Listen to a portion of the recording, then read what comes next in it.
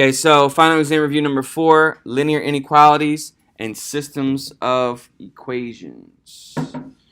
Okay, so with linear inequalities, graphing, so here we're graphing lines and we're graphing inequalities. So graphs of linear inequalities make feasible regions. That's the double shaded region. If a combination solution works, it's in the feasible region. And we shade the graph to show the feasible region. If it has less than or greater than, it should be a dashed line. If it's less than or equal to or greater than or equal to, it should be a solid line. Okay, so if it has a line underneath, it'd be solid. No line underneath is a dashed line. Okay. Okay, so looking at example 1. You're hungry from studying for your final, and Chick-fil-A has a deal. You get chicken tenders for 85 cents each, and you buy an order of fries for $5. Suppose that you have $20. Write an inequality that can be solved to find x, the number of chicken tenders that can be purchased and not exceed the total number you are able to spend at the restaurant, and explain. Okay.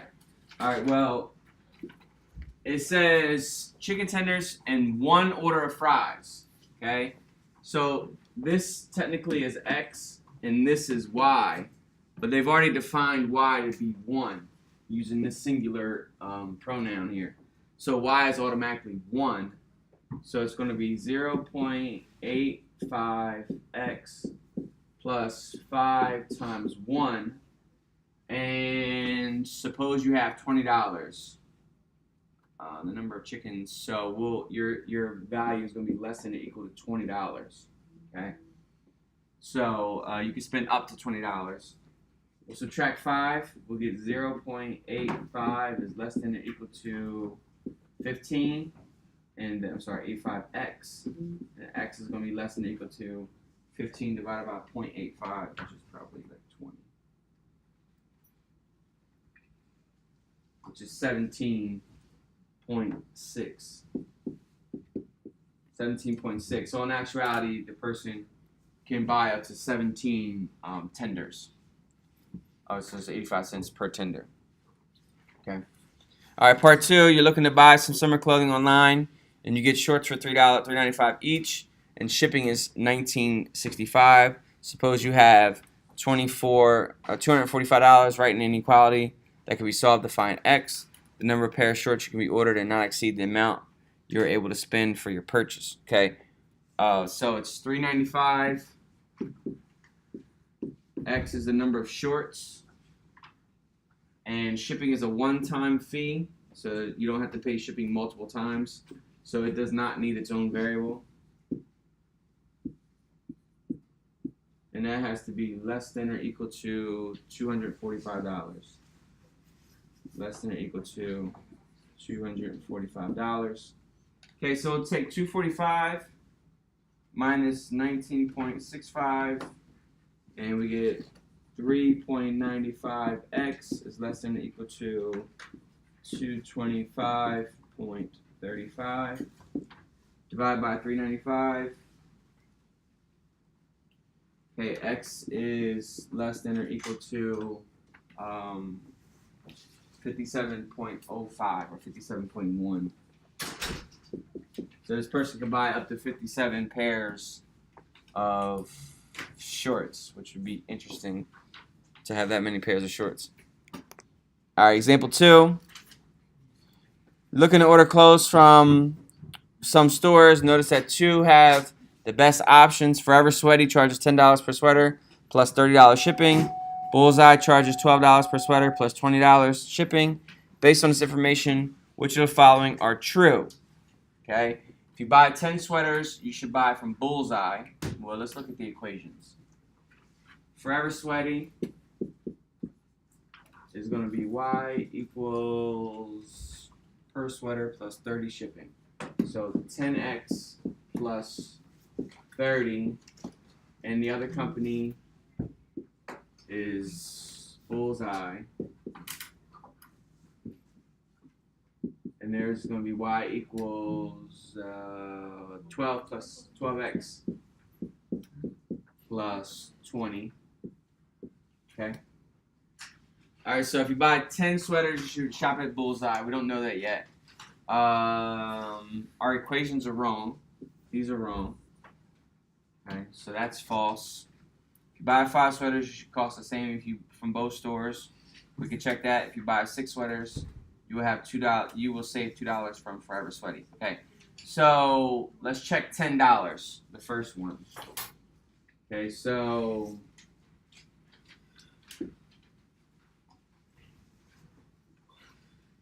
y equals 10 times 10 plus 30, which equals 130. The other one is y equals 12 times 10 plus 20, which equals 140. And so Forever Sweaty is better if you buy 10.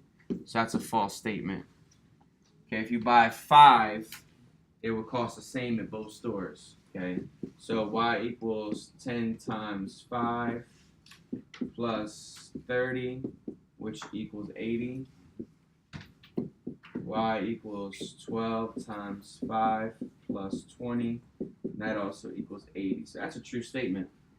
Okay, so for 5, that's a true statement.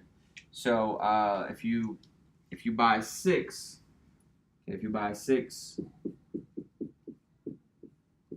10 times 6 plus 30, which equals 90. Y equals 12 times 6 plus 20 equals 12 times 6 plus 20. That's 92. Okay, so, and Forever Sweaty, that's not true. Yeah, that is true. If you buy 6 sweaters, you will save $2. That's a true statement as well. Okay, so there may be more than one true statement. So I'm glad we checked it.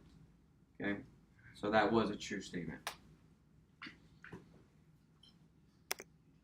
Okay, example 3. Okay, graph each inequality. All right, this one's in standard form with a positive y value. So we can write 3y is equal to 6, y is equal to 2. And put a mark right there. And then we can write 2x is equal to 6, x is equal to 3. Put a mark right there. This is going to give us a dotted line, and it's going to be shaded above. All right, so we'll do a dotted line and shade above. Is it just 2 here? Yep, okay. All right, again, we have standard form, positive y value. So we can do y equals 6, and also x equals 6. Okay, 1, 2, 3, 4, 5, 6. 1, 2, 3, 4, 5, 6. Again, this is a dotted line, and this will be shaded below because it's less than. Okay, so dotted line shaded below for less than. All right, number 4. I believe this is the last example. Okay, number 4. Carney Arts is doing an Easter bake sale. The batch of brownies takes 3 hours to prepare and costs the shop $2.50 each per batch. The batch of cookies takes 4 hours to prepare and costs them $2. Suppose that the shop has no more than 60 hours and wants to spend no more than $40. The brownies will sell for $6 each and the cookies for $5. All right, so the very last sentence tried to introduce a third constraint. Our first constraint is time.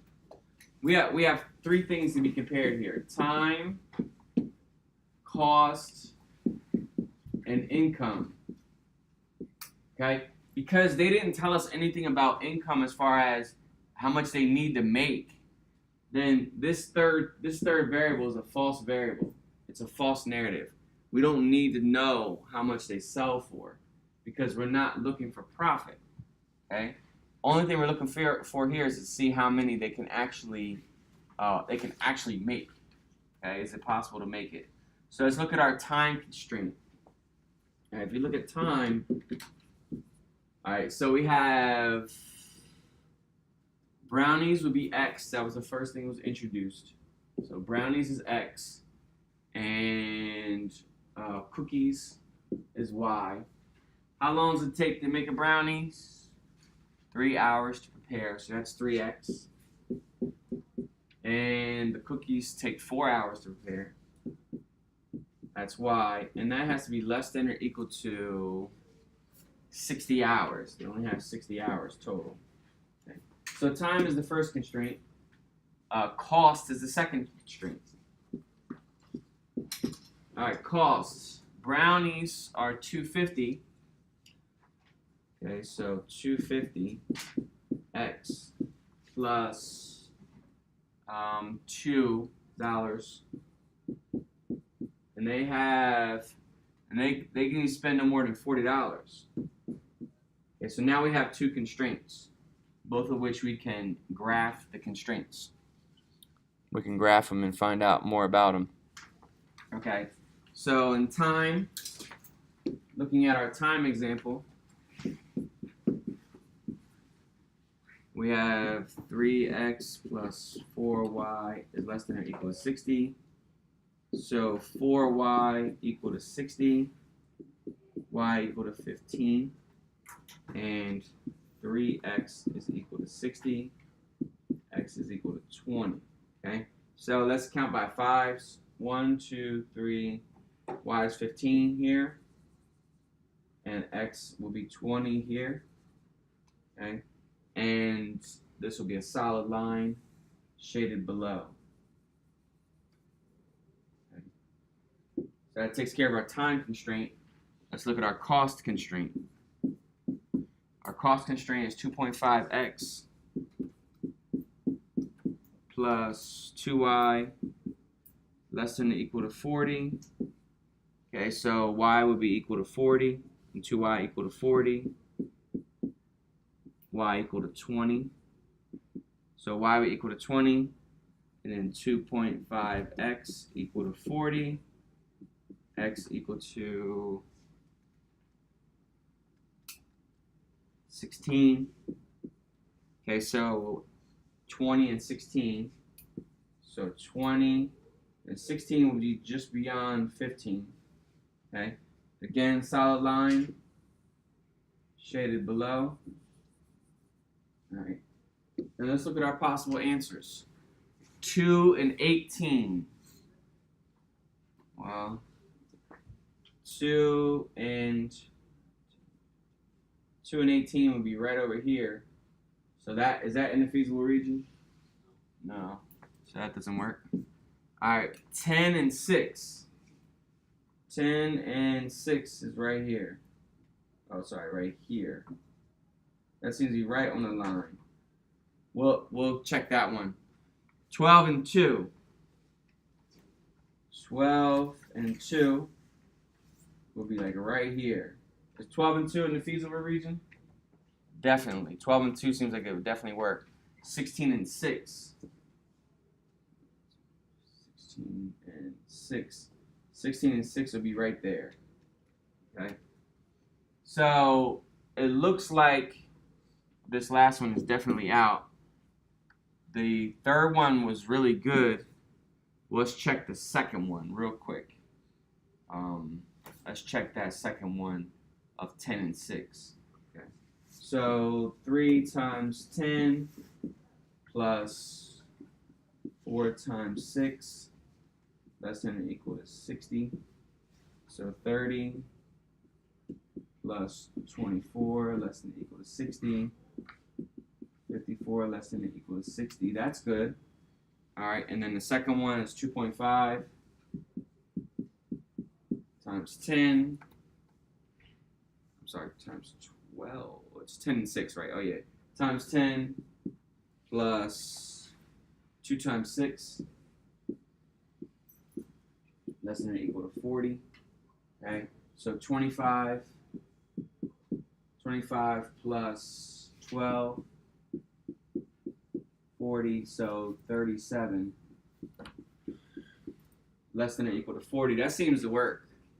Okay, so looks like B works as well. Okay, sorry about the sloppy handwriting.